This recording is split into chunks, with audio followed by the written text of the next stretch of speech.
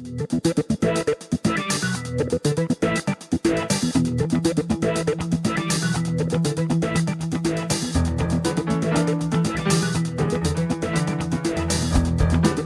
are listening to the SDSU podcast presented by the East Village Times with your hosts Andre Hagberdian and Paul Garrison.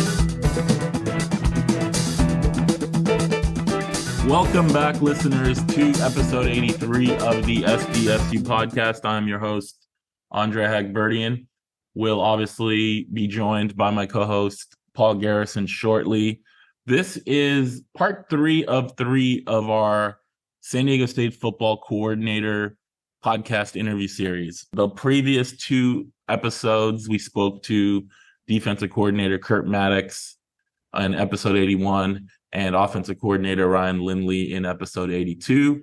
If you did not check those out, make sure to go back and listen to those. Those were great interviews, great knowledge, great insight by both of those coordinators. This one is the special teams coordinator, Doug Deakin. San Diego State special teams unit have been one of the best in the country the past 3 or 4 years, not just with the kicking specialists in the punting and field goal kicking game, but the return game with guys like Jordan Byrd, who had returned several kicks and punts for touchdowns in his storied career at San Diego State. I was unable to make this interview, so Paul handled it solo. So shout out to him for that. I contributed questions, so I feel like I was there in spirit, but definitely appreciate Paul handling that one while I was unavailable. It was a great interview, as always. We had Coach Deakin on last year around this time for our season preview, and blew us away with the knowledge and the wisdom of how special teams works. You know, not just the punting and field goal kicking and returning, but the nuances within blocking schemes and looking for little nuggets where that you can take advantage of against your opponent. So as always, Coach Deak is a great interview, and I enjoyed listening to it afterwards, and I know you guys will as well. So let's get right to it.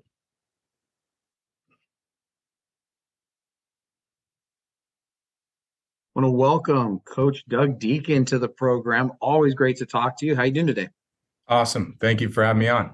Oh, always, man. So how did the summer workouts for the special teams units? What has the report been back from Coach Hall? Real well.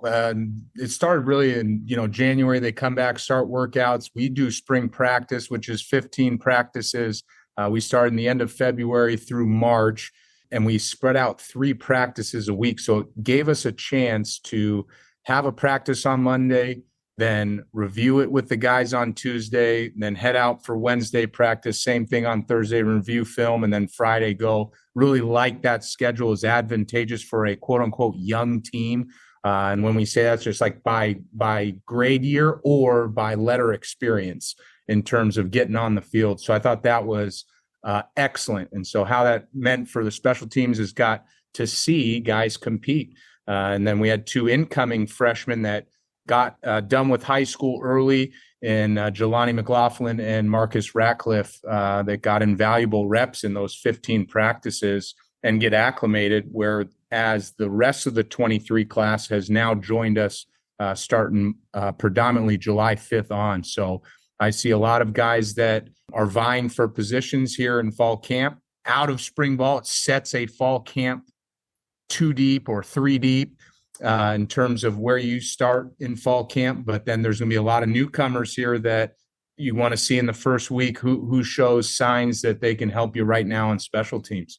So excited. I'm really excited to answer your question. And I think we're in the right direction. We look big and strong in the weight room, and it'll be a matter of learning curve and how quickly guys pick things up, knowing what to do and how to do it.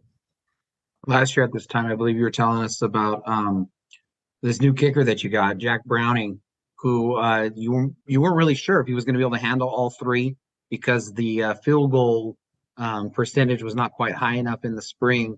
But then he goes out and does what he has the year that he has last year, which was just obviously phenomenal. The awards that he won speaks for itself. But how would you evaluate Jack's year last year? It was modest for me to say last year. I wasn't sure, but you want to talk about one of the most athletic guys on the team. He's a football player that just so happens to mesh the ball in a phenomenal fashion off of his foot. Without a doubt, I was concerned. I was modest because it is just a lot for any student athlete to do all three kicking duties, the kickoff, the field goal, and the punting. To do what he did was Conference Player of the Year worthy. You want to talk about netting over 40 yards. We finished 12th in the country.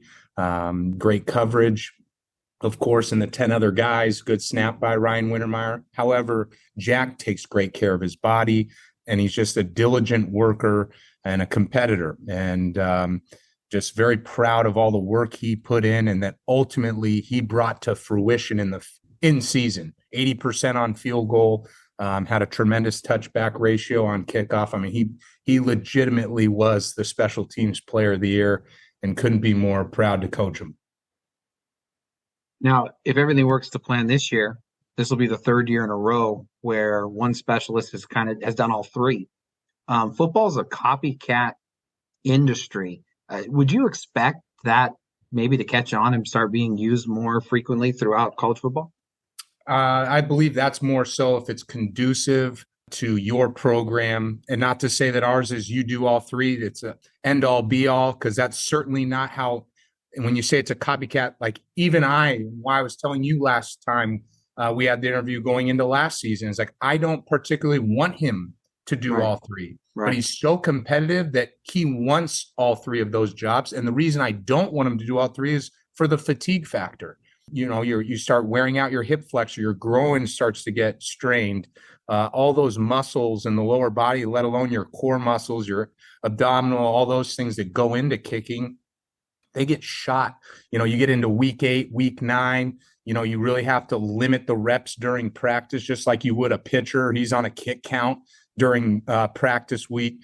And sometimes guys don't like that because then they don't feel they're prepared. You know, I didn't get my 10 field goals. You know, I cut them off at 6, you know, those sort of things. So to say it's going to be a copycat, I'd say what he's doing, he's an anomaly. He is a unicorn to do all three. And why you don't see it so prevalent, whether it's NFL or in the collegiate aspect. So last year, as we were talking about him, it was, can he replace Punt God? This year, it's a different tune. Everyone has high expectations, and sometimes athletes can excel as an underdog, but when they have the expectations or when they found success, they relax or whatever that is. How's Jack's mentality as he's taking, you know, he is last year's special teams player of the year and the preseason now, and how's his mentality in being able to continue his trajectory? Because as you said, as you've just been describing, he's been phenomenal. He's as humble as it gets. Rest in peace, Stu Scott, but he'd call him as cool as the other side of the pillow. I'd use the same catchphrase for him in terms of he is even-keeled. When it's a tremendous moment, yeah, he's fired up, but he also isn't over the top. And if he has a poor rep, he doesn't tank. He does not lose his self-confidence. That is one of the most important factors as a specialist, that attribute of being even-keeled, ability to learn from a poor rep to then apply and learn from him to take it to the next rep and excel.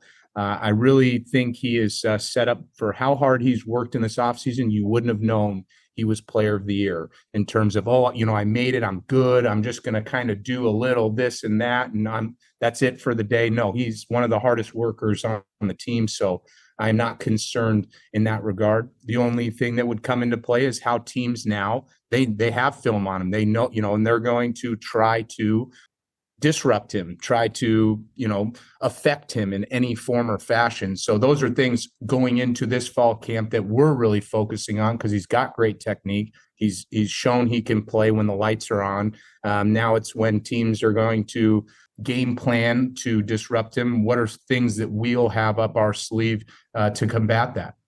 Talk a little bit about the backup punter, backup kicker, Gabriel Placencia, Zachariah Ramirez, and just where they're at and where you see them fitting into, you know, that depth chart. Yeah. I'll start with Zachariah Ramirez. He was on the team this past year, and he was the backup punter role with David Delgado as they vied for that number 2 spot. And Zechariah's steady Eddie. He is a redshirt freshman now, so he's got a full year within the program under his belt. So strength gains have started to come because he is a very slight build. Doesn't weigh a ton, isn't this tall figure. However, he works really hard, and I expect him, based on spring, he earned the number 2 punt position. And then with Gabriel Placencia bringing him, now you've got a more mature, because he is over 21 years old. He's played at a national championship level, junior college and college San Mateo. He does all 3. I would say he excels most at field goal and kickoff, and punt being his 3rd best if you were to rank. And so he immediately brings the more mature. He's got the sound of the ball on impact is a boom. So he is really vying to earn 1, 2, or all 3 of the jobs from Jack here this offseason, and so is Zechariah. But I was speaking more to his prowess is punting. He's working on field goal and is a viable option at field goal. But I would say he's really vying for a punting role, and Zechariah Gabriel will be able to challenge at all 3. And how does having one specialist do all 3? How does that impact recruiting? Because it would seem like you have somebody like Jack there, that'd be a hard thing to come and say, hey, come compete with this guy. Sure. And that's certainly happened. I know what's Jack? Oh, he's a senior coming back. Well, I'm going to take my shot at another university, and that's okay, because we want guys that want to come in and compete. The biggest thing I'll tell you, though, is it adds value to your chances and stock in playing. If you are just limited to one of the 3 aspects, well, if you don't win that job, Zechariah has earned the role as holder on field goal. So he's upped his value. And really, it's about travel roster numbers. Just like in the NFL, you got a 53-man roster. Well, in college football, you're looking at 70 guys can travel. So if you're a specialist that can do all 3 or 2 of the 3, then you legitimize your chances of making the travel roster, because you don't need to take 3 specialists, because one does 1, the other does just 2 of the 3. So that's one of the biggest pluses. That's one of the, when you speak to recruiting, those are things that I do look for.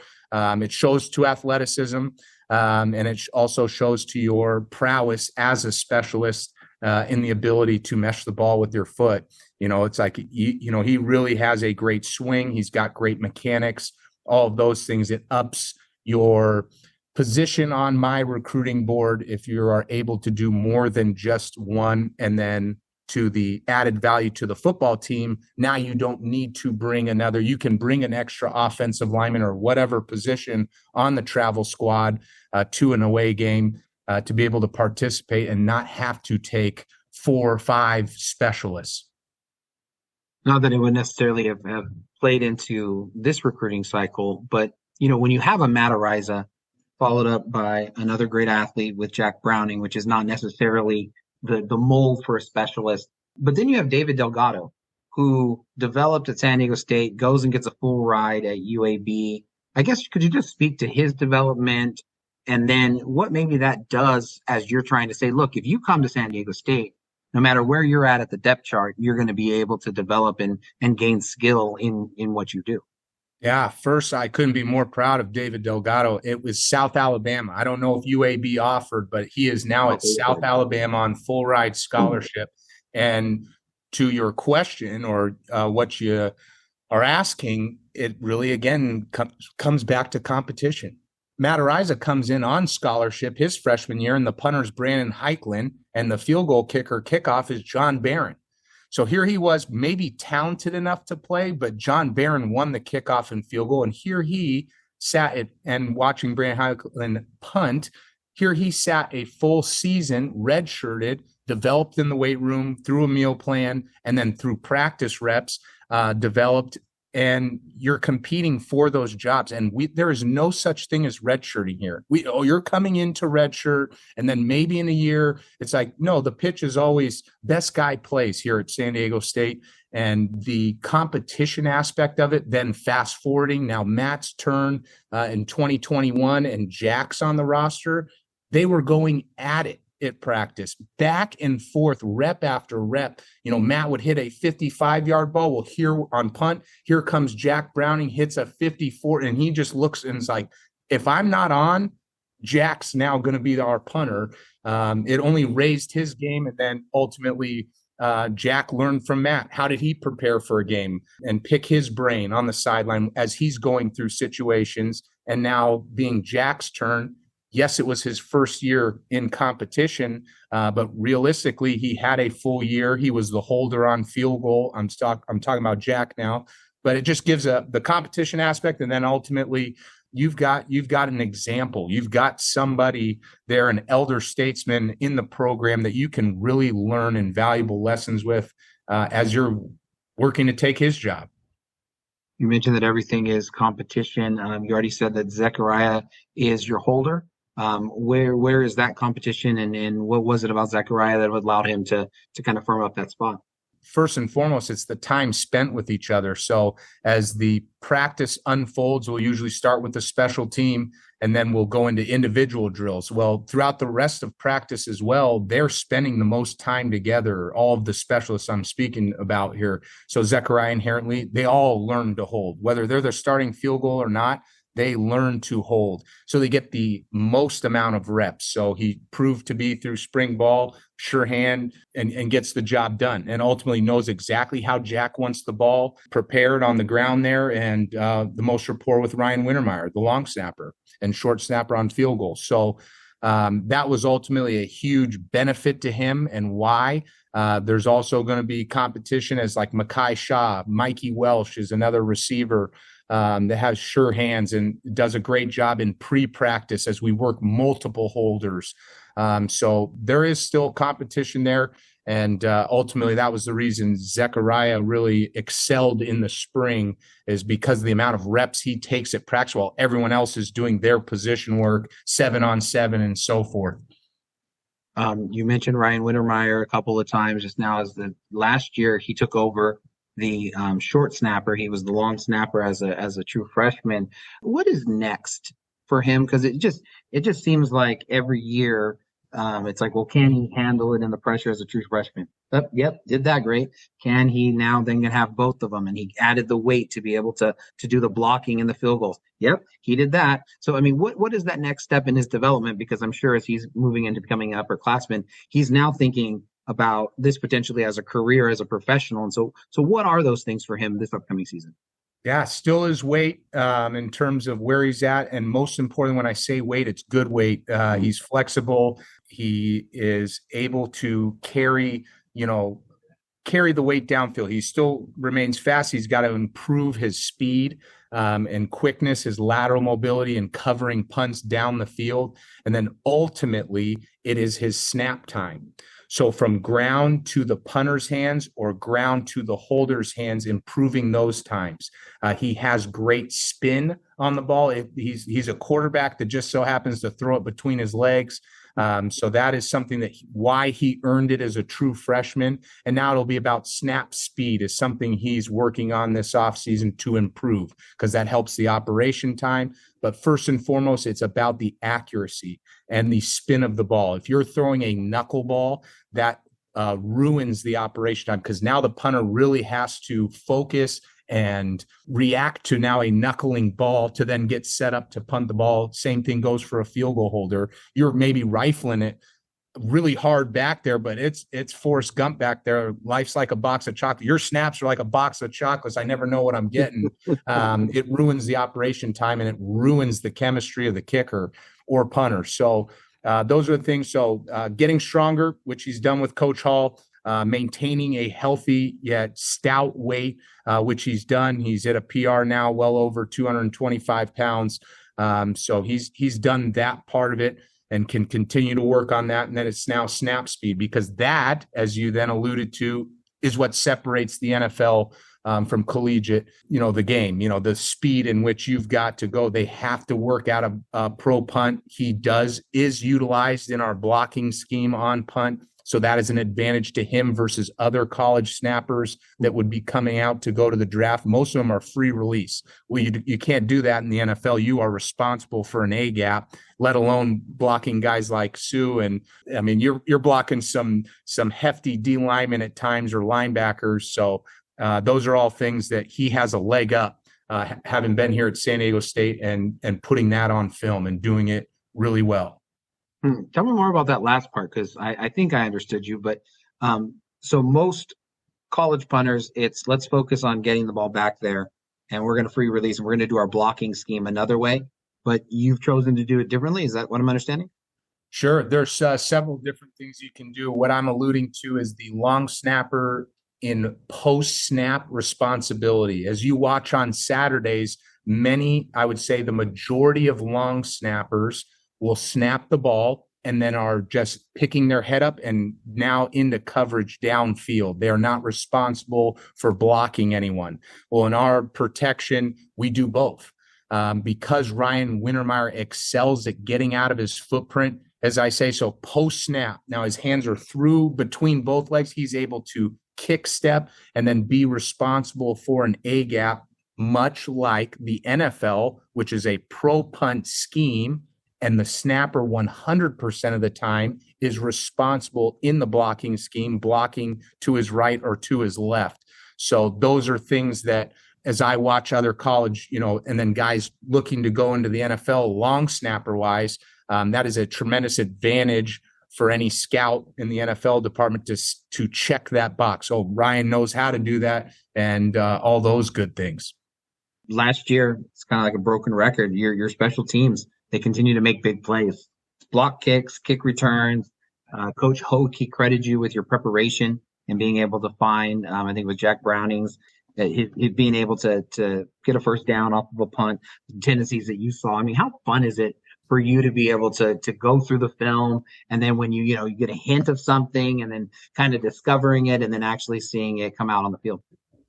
I love it. Haven't worked a day in my life. The first reason I got into coaching is because of all the great coaches in my life that helped me become the Doug Deakin I am today. And so it's the relationship aspect. Then I'd say second there is kind of the detective work, as you're talking about. It's figuring out what your guys do well, ultimately what the other team does well and what they're trying to do. Is there anything to exploit?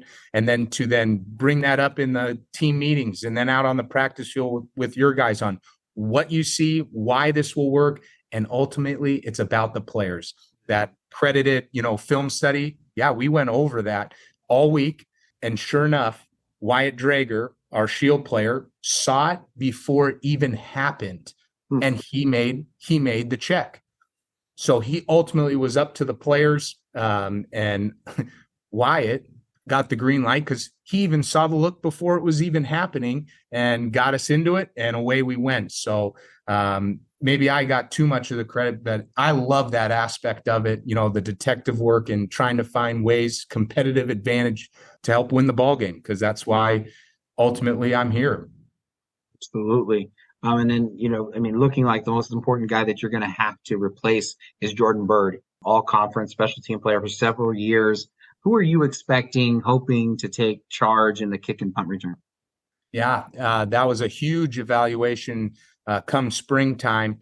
Keenan Kristen is just as fast as Byrd. And we're talking Jordan Byrd was a state champion in the state of New Mexico coming out of high school at 10-3. Well, here is another one, hometown hero in San Diego's finest in Keenan that also ran a sub 10-5 100 meter. And he lit it up in practice too, as he would alternate reps with Byrd last season. Another guy to look out for is Cam Davis. He did return several last year. Jordan Byrd would go out. I think he got poked in the eye in the Fresno game, and Cam stepped right in and looked well beyond his years, as he was just a freshman last year.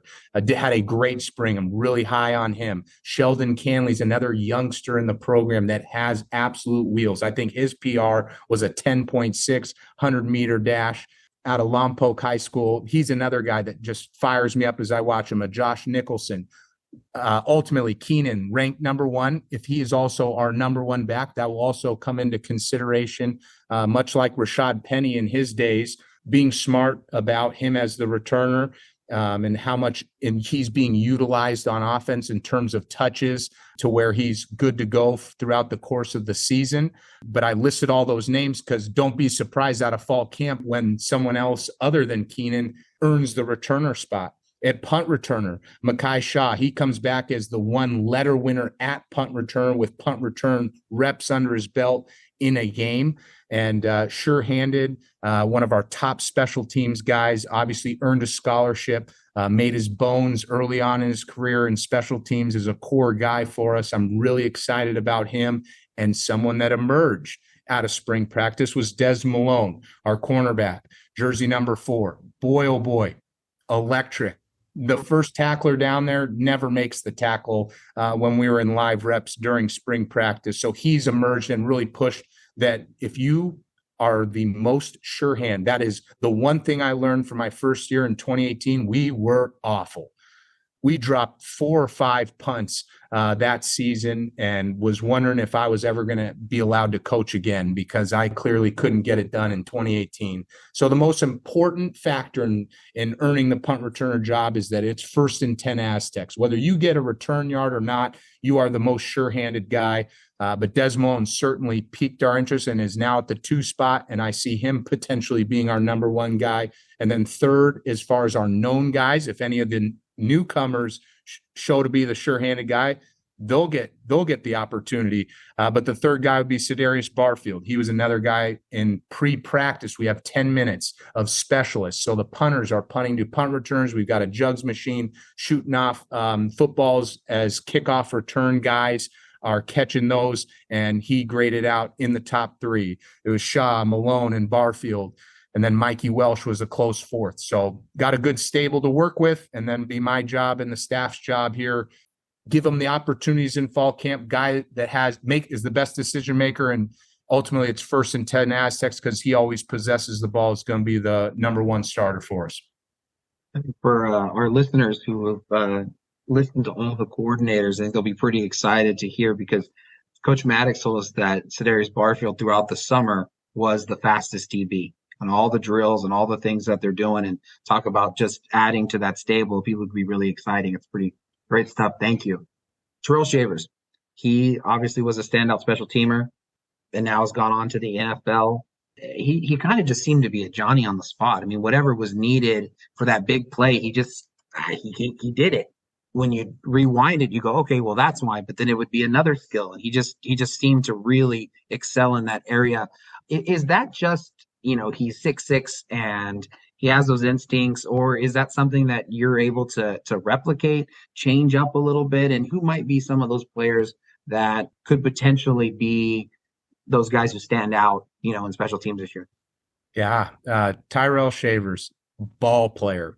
No mistake. He's from Texas. And here I am, a Southern California guy. So it's always Texas. Is California have better football? But just to summarize, to all the listeners, it was God-given now, 6'6". I mean, he was definitely blessed, but he worked his butt off. And he did have the understanding of the nuances of the game. You tell him once, and he would seemingly, just like that, he's got it. We'll certainly miss him. I'm looking at a top 20 special teams point performers on my screen here, and out of the top 20, we only have 4 that are no longer on the roster, Byrd and Shavers being 2 of them. And so I'm really excited. You ask about who's to look out for as we come. Who burst on the scene as a true freshman last year is Max Garrison. Don't know if he's in your family tree or in your orchard. No, not ours. Oh, gosh, he lit it up. He's another guy that's a football player. Cedarius Barfield, as we talked about, now he's a super senior, and we talked about Jack Browning is in returning, you get accolades and then return. Well, I was pleasantly surprised to see him winning all those sprints. And it just, again, tells to the guys that we have in this program, here he is, a 5th-year senior. He's been through 5 now, summer conditioning. to just be like, I'm good. I want to be healthy for the season. No, he's out there competing, winning. But special teams wise, I mentioned Max Garrison, another guy that really, another true freshman last year.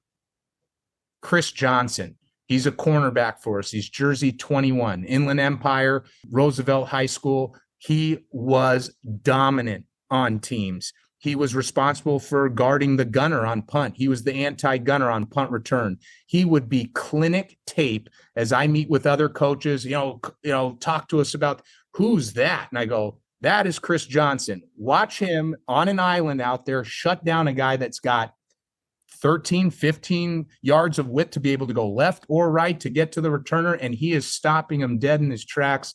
He was a guy that was above and beyond this past season that is only going to continue to get better, and that I'm really excited about. There's several newcomers, Marcus Ratcliffe, as I mentioned, coming in with Jelani McLaughlin here in spring ball. He's got all the long limbs, much like a Tyrell Shavers, got a great get off. He made a couple hits in offense versus defense, full team tackling that Coach Hoke turns to me and he's like, he's on teams, right, D? I said, he sure is. He sure is. So we've got a ton of talent, a guy that really would have played every game last year on special teams. He played in 3 games last year, and I brought him in my office as Josh Hunter. Mater Dei High School in Santa Ana. He comes down here. Yeah, he's 5'8", 5'9". He's one of the best open field tacklers I've ever seen. So he was utilized on kickoff and punt return. I brought him in my office, said, Josh, you're going to be so good as a fifth-year senior. You've earned every one of the jobs here on special teams, but over the course of our season here, that'll probably amount to 100, 150 snaps. And on kickoff, Jack was hitting so many touchbacks, it was all for nothing, right? He's running a 65-yard wind sprint, and there goes a letter, right, where he didn't really play significant snaps. We shut him down in terms of, or we agreed on it, right? I told you there's no such thing as redshirting, best guys play, but it was one of those things like, Josh, I'll play you this year, but I just want to bring this up with you. And we decided, he's like, okay, in my best interest here to not burn a year. So I'm really excited about him on special teams, why I get into that tangent. And ultimately, Brady Anderson, some of the linebacker core group guys, a DJ Herman, a Brady Anderson, a Vi Cajo, those are just core special teams guys to be on the lookout for and that are expected to really contribute and make plays for us.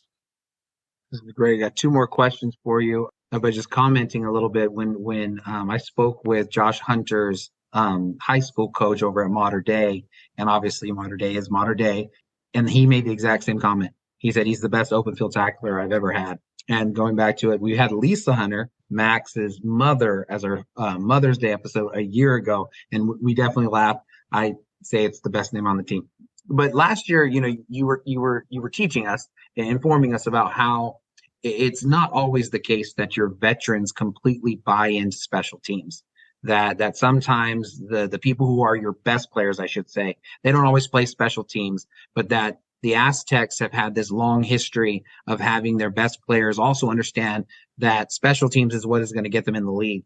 You've mentioned them already, so I think I already know the answer, but how are the veterans and some of the best players embracing this third phase and kind of leading that way?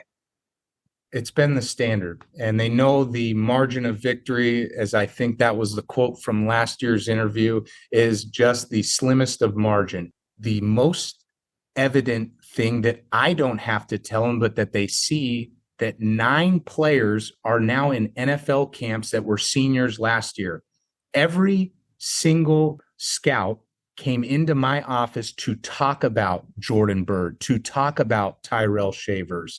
And here they are now embarking on fall camp here to earn a spot on the 53-man roster. So not only the present in winning and the value of special teams and whether it's a good play or bad play in the having to do with the outcome of the game is evident. But then it's the whole reason they came to San Diego State is to get developed, win championships, and ultimately the ultimate dream of playing on Sundays. And there are only 53 spots on those NFL rosters, and you are playing on special teams, whether you are the top guy or not, because Tyrell Shavers, I promise you that, the Bills, they already got receiving corps. I don't know what their contracts look like, but probably in 2 or 3 years into their contract, making multiple millions of dollars. And now you're going to make your bones or get your shot in the 53-man roster playing on teams. Well, I do play on teams. I'm really darn good at it too.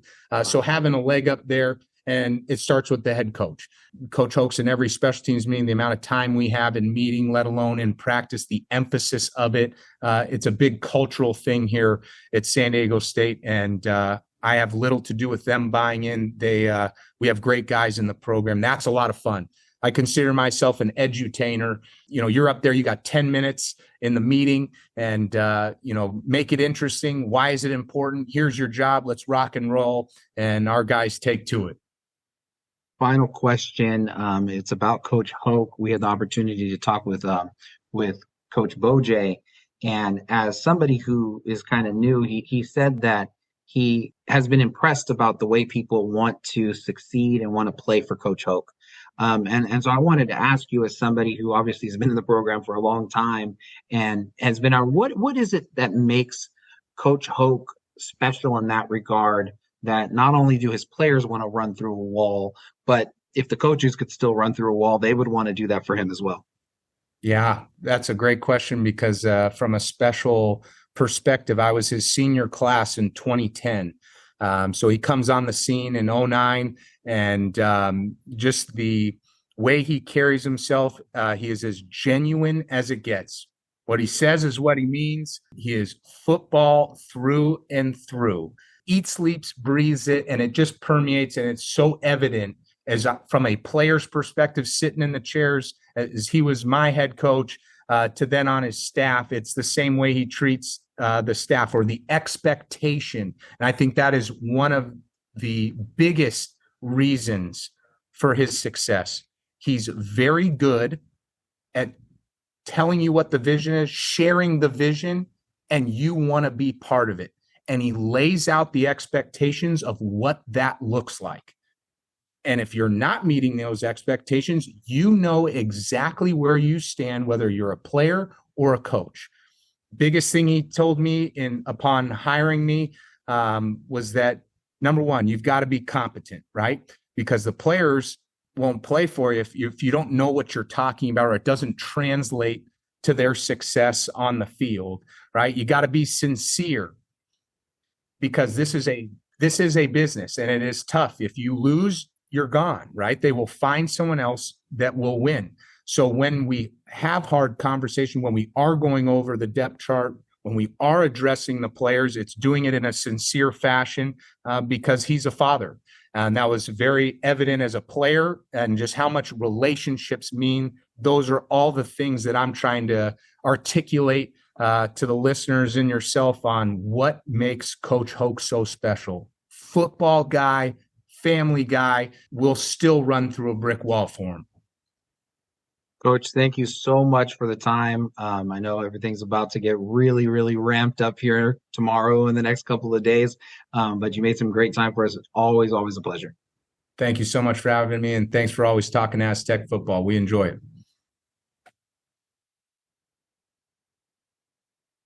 Thank you guys for listening. That was our interview with Coach Deakin, the special teams coordinator at San Diego State. As I mentioned at the start of the show, this was part 3 of our coordinator interview podcast series. Hope you enjoyed all 3 of them. Fall camp started on Friday. Practice 1 was on Friday afternoon. Practice 2 is on Saturday afternoon. Paul and I will be doing a live show on Sunday night at 9 p.m. Pacific Standard Time on our YouTube channel. The SDSU Podcast is the name of the YouTube channel. Make sure to subscribe to that channel. You'll get notified anytime we post content or we go live. You can also follow us, obviously, on our Twitter handles. Mine is at ahagford23. Paul's is at Padre de Cuatro. Obviously, you can also find us at EVT_news for the East Village Times Twitter account. So if you're not following us on there, please make sure to do so you don't miss a thing. But Paul and I will be doing a live show on our YouTube channel, 9 p.m. on Sunday. We'll recap the first 2 days of practice. We'll also recap some of these the comments that the coordinators made in these last 3 episodes, and as a general season preview as we look forward to week 0 and game 1 against Ohio on August 26th. As always, thanks you guys for listening, and we will talk to you next time.